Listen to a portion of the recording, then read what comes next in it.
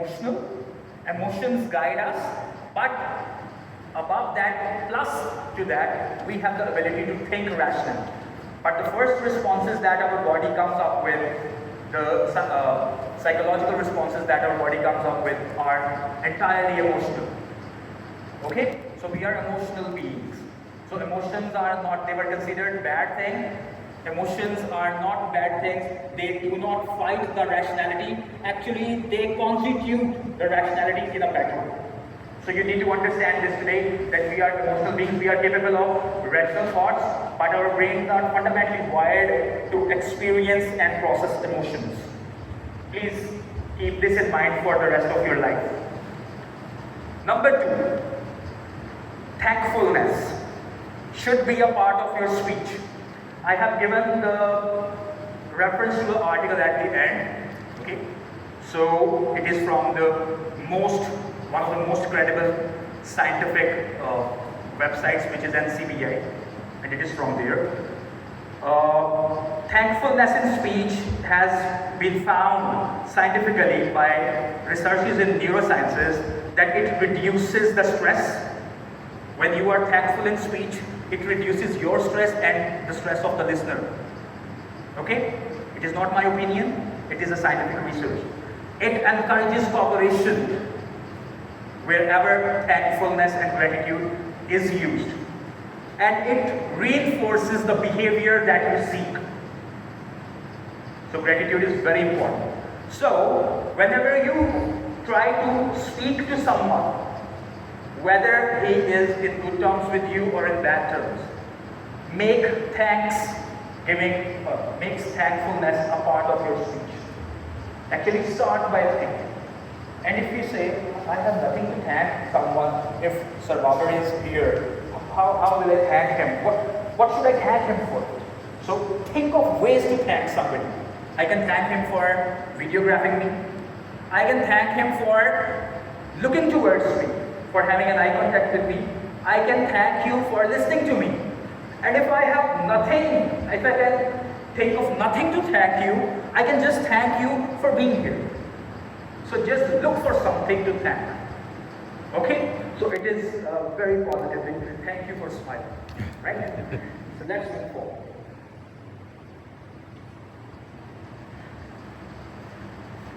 ये do लिखा होना चाहिए, ये third. Okay, I'm so sorry for the mistakes. So second one was thankfulness. This is third, और ये third पे इसको मैं ठीक करूँगा ताकि आपको खुद पता लगे कि क्या लिखा हुआ, what is it here.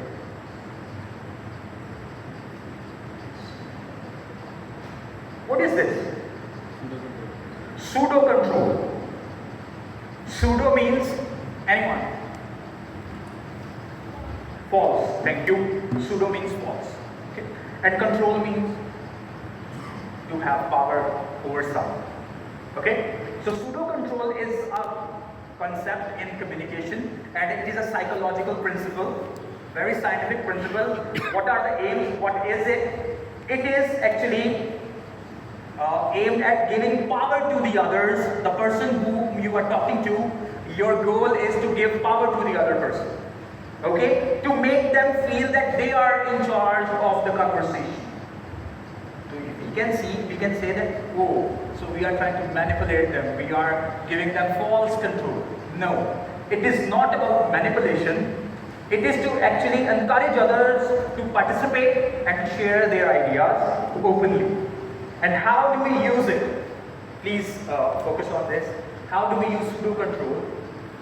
We use questions and give choices to the other person whom you are communicating with, so that they can open to you. And what is the result? And it shifts from you being the commander of the conversation, it shifts from command to partnership. Okay? And what do we achieve? We achieve trust, we reduce defensiveness, and conversations can turn out in a very positive manner. Is it clear? Sorry, it is not a lecture, I'm so sorry. So we have 3 things today that we have discussed. What was the first one? Please don't worry, Humans are inherently emotional beings. Thankfulness, make thankfulness a part, and then pseudo control.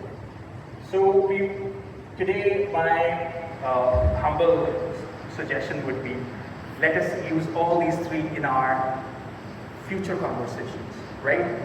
And let us now see how our current trends in communications. This is a very, you can see it is a very comprehensive slide.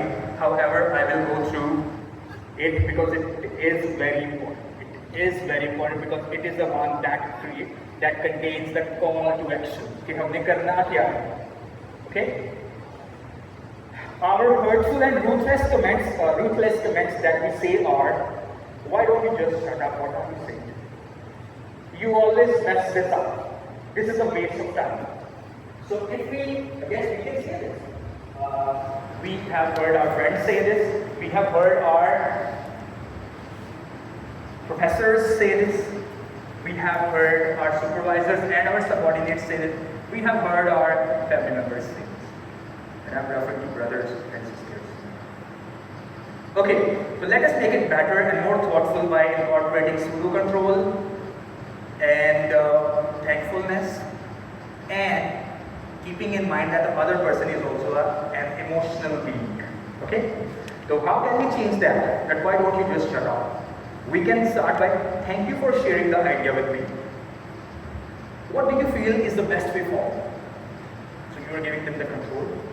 How do you want to move on from this? What support do you need from me?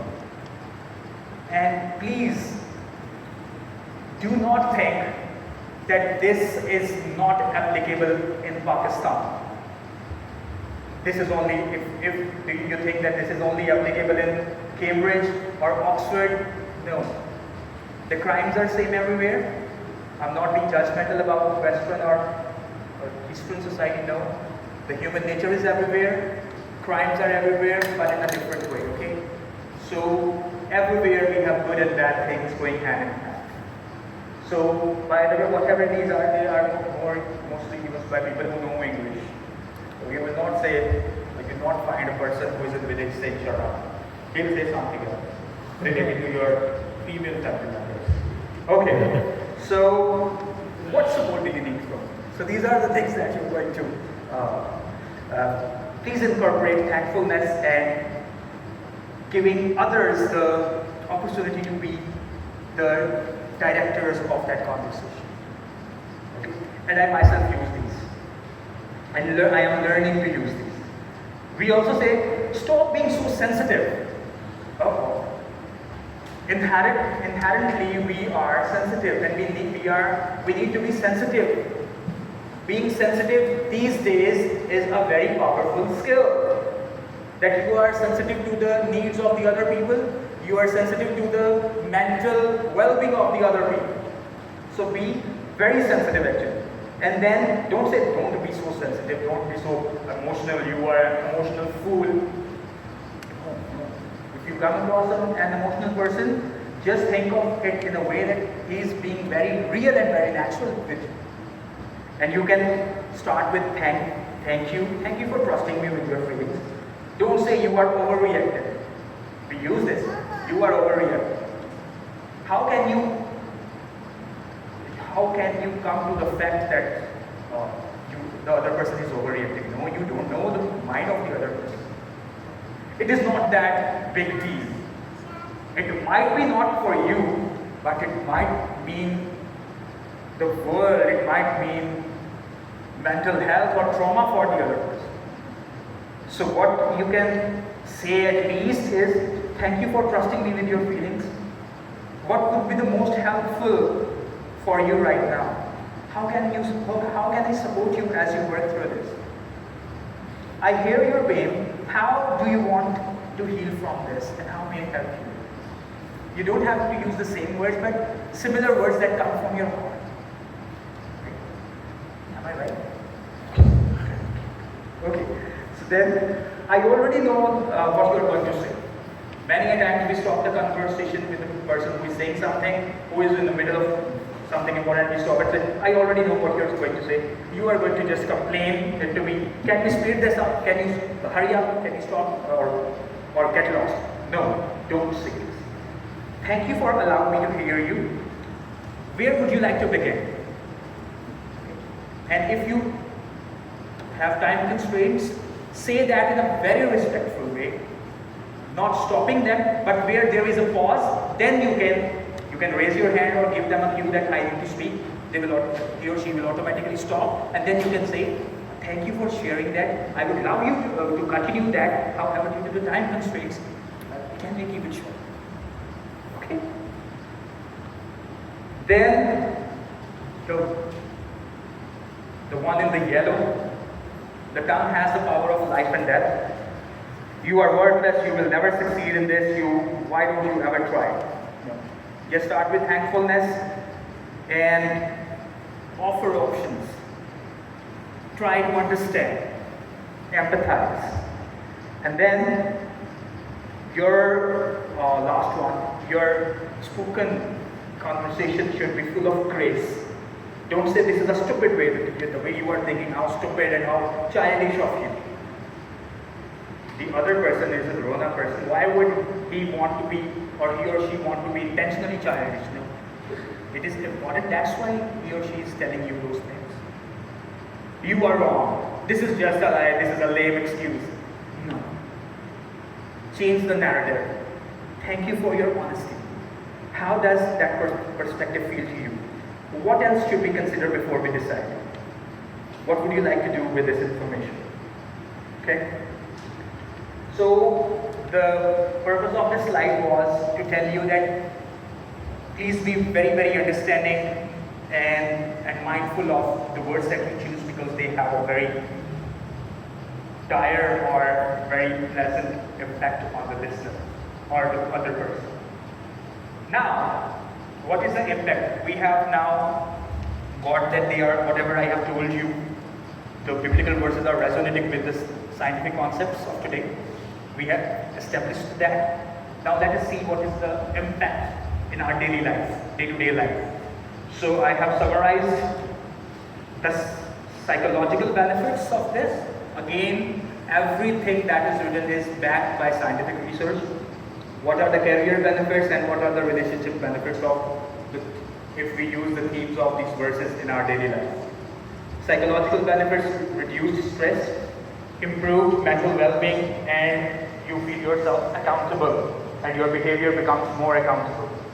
Career benefits are increased employee engagement with your subordinates and with your supervisors if your words have empathy and understanding. And your relationship benefits are that it enhances trust and openness and creates a supportive and safe space.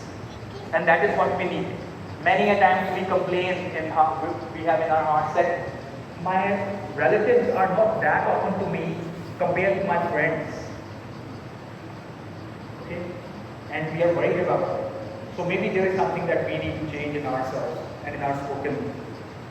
Slow to speak is the theme of the next verse, and when you are slow to speak, you are better, you become better at your emotional regulation. You have more impulse control. You have time to think what you have to say. Career: improved conflict resolution and improved decision making. And less conflict in relationships and less misunderstandings, and interestingly, increased respect in the eyes of the relatives, including Popo as well. Right? So, it is not to insult the Popo, but many a times we say कि don't use the word that Popo used के अल्लाह माफ करे, ये कहना तो नहीं चाहिए, लेकिन no, please don't use this fact. अगर नहीं कहना चाहिए, then don't say it. Okay?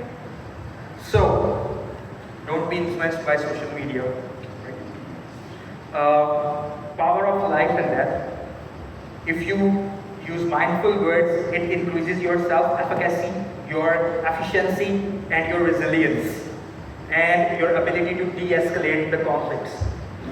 Stronger leadership. You will be more influencing in a positive way. You will be using mindful communication.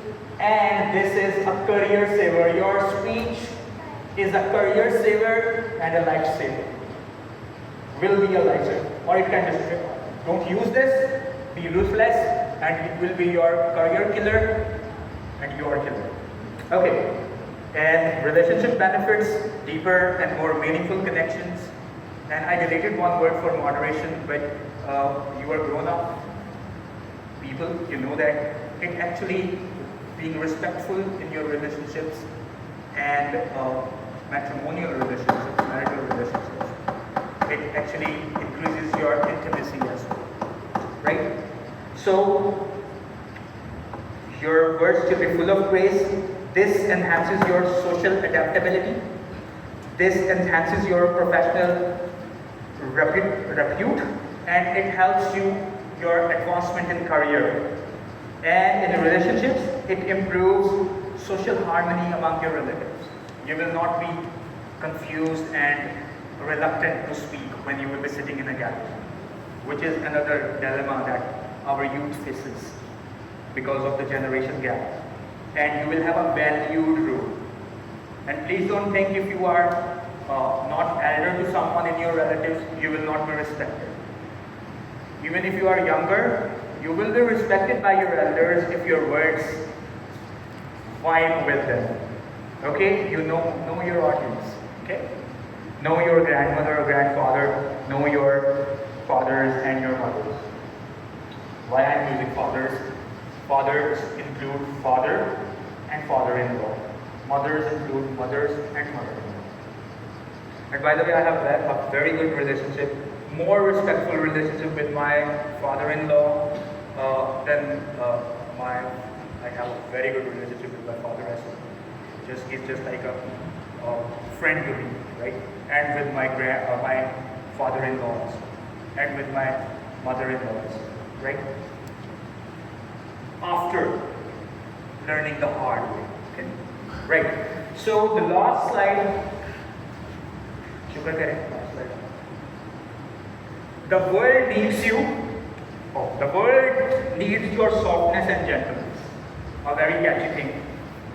Yes, the world needs you, but before that, if you will be alive or in a position that world needs you, before that you need to be alive and you need to be in a good position in some reputable organization. So before that, actually you need your gentleness and your softness in speech. Because it can mean life or death to you. It can mean career saver or career killer for you. So every word that you choose is a choice you make. Please don't think that I will not be able to do this. You can.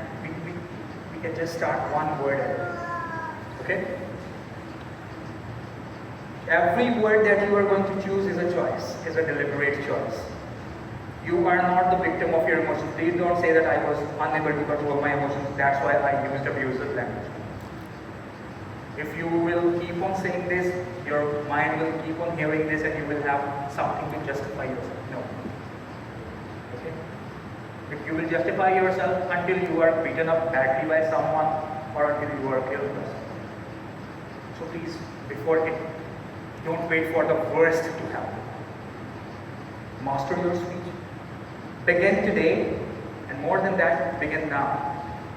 And when you talk the first conversation with someone today in the chapel or after leaving, start with a thank you note. And think of anything that you can be thankful. And if it is needed, pseudo control and other things that I have to mention. Okay? Give respect to the other person. In your next conversation, choose one principle to apply, and believe me, you will see the difference. It will make a difference. These all things are time-tested, scientifically credible and verified.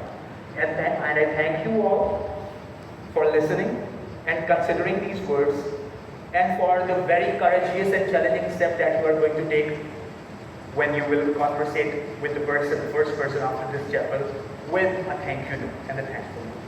Thank you so much and God bless you.